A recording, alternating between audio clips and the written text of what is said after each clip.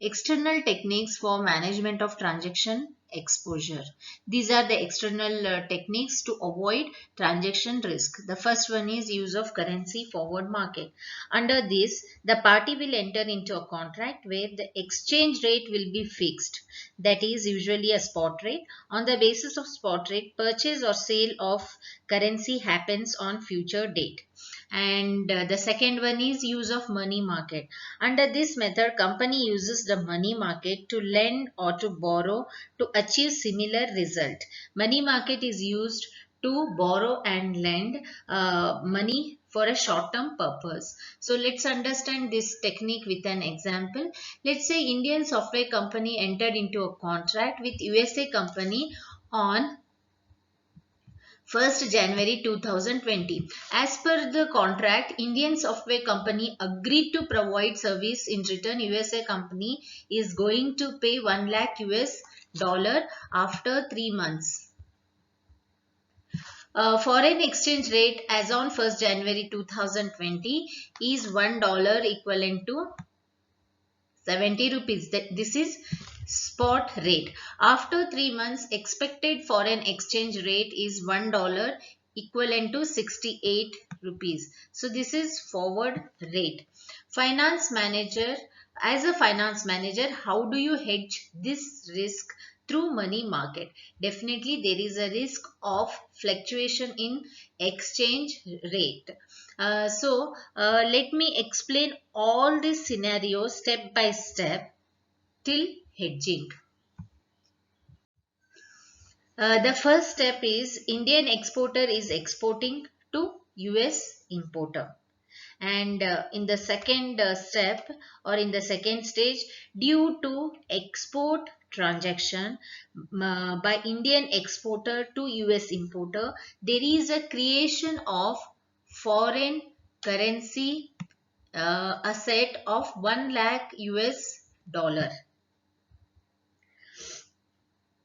which the company is going to receive it after 3 months on forward exchange rate or on the prevailing rate. Okay.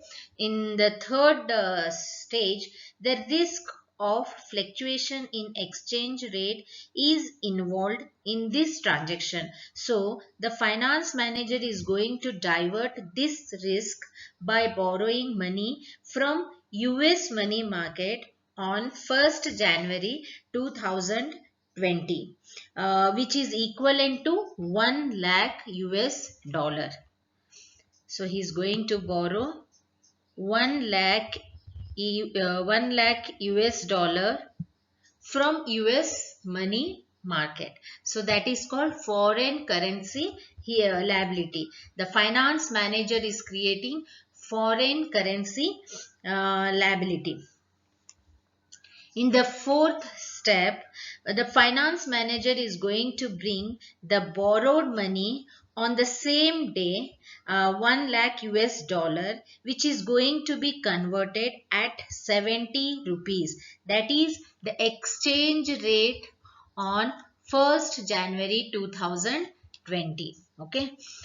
So he is investing that borrowed money in the Indian money market, not in the US money market, but he is going to invest in the Indian money market, and the exchange rate will be $1 is equivalent to 70. And that borrowed in the this term, yes, in the fourth stage, that borrowed money will be invested in Indian money market for 3 months for interest. So he is borrowing the money from the US money market, and he is investing in the Indian money market for interest. That is for 3 months. And in the fifth stage, after 3 months, the finance manager is going to receive it with interest. So here the invested money, the finance manager is going to get after 3 months with interest. And in the sixth stage, finance manager will pay FCL, foreign currency liability. Means here he borrowed 1 lakh from US money market. That will be repaid by with the help of FCA, which the company is going to receive after 3 months. Here FCA means foreign currency asset. So the FCL, the foreign currency liability repayment will be done with the help of foreign currency asset, which the company is going to receive after 3 months as per the agreement. If you see here, yes, after 3 months, there is a creation of 1 lakh US dollar for a company.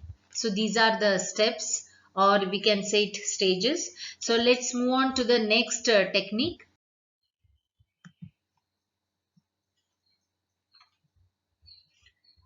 Use of currency option market.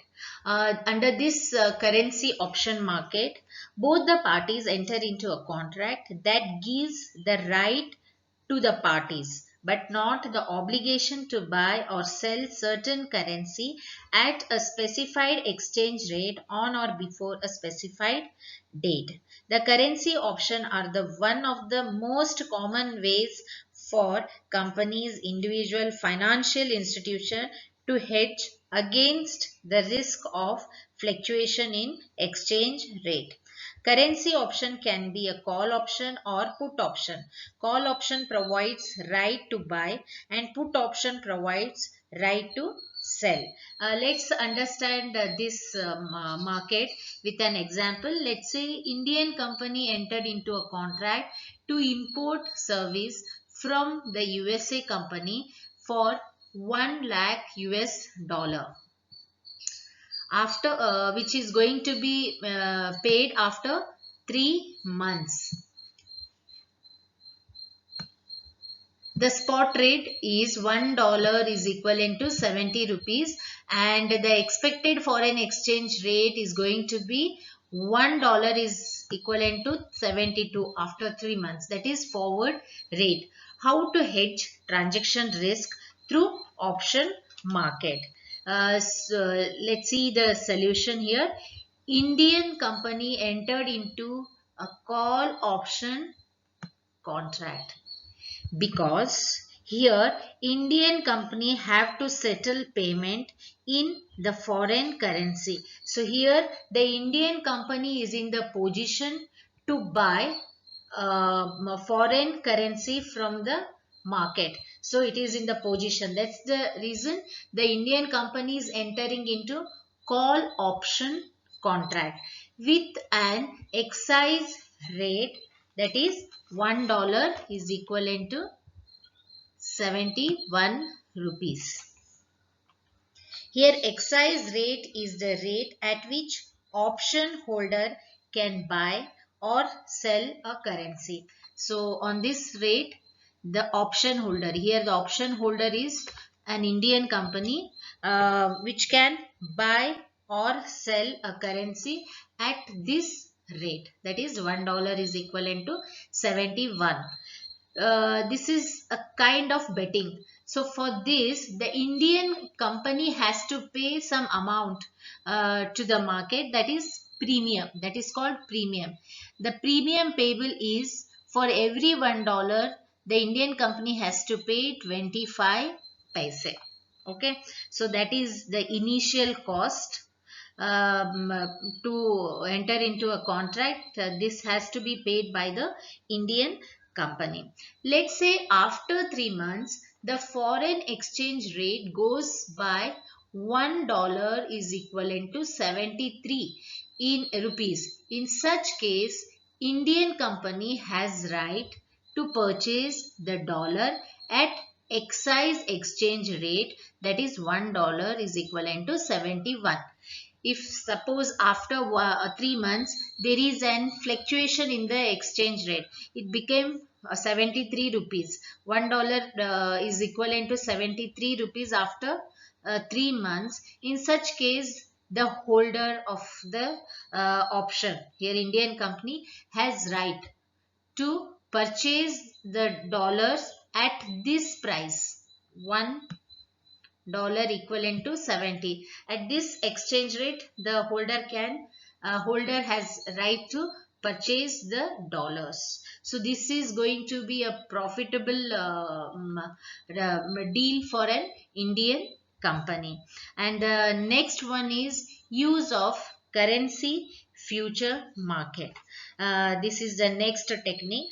Under this under this contract, the buyer agrees to buy on currency in exchange for another currency at future date at the current agreed price by both the parties. Translation risk. The translation exposure or accounting exposure is the risk of loss suffered when stock, revenue, assets, or liabilities denominated in foreign currency changes with the movement of the foreign exchange rate. The translation risk arises when the company's equity, assets, liability, or income will change in value as a result of change in exchange rate. Let's understand translation risk more from this example. Let's say the subsidiary company of USA company is situated in India. On 28th August 2019, the subsidiary company invested 10 lakh rupees worth of on purchasing land in India. At the end of the year, the USA company reported the land value in the consolidated balance sheet on the value based on current exchange rate. So here the USA company is showing the value of the land on the basis of current exchange rate in their consolidated balance sheet. The risk of change in value of land will be there due to change in exchange rate. That risk is called translation risk. The next is measuring translation exposure. The following are the methods of measuring translation exposure. Current and non-current method. So all current assets and all current liabilities are to be converted and shown on the current exchange rate in the balance sheet, and fixed assets are to be converted at the past exchange rate which was prevailed at the time the asset or liabilities are recorded. So under monetary and non-monetary method, before that let's understand what is monetary items and what is non-monetary items. Here monetary items are those items which are easily convertible into cash, and non-monetary items are those items in the balance sheet which are not easily convertible into cash. So under this method, monetary items are to be converted in on the current exchange rate, and non-monetary items are to be converted at the past exchange rate when the accounts was recorded. Then the next one is current rate method.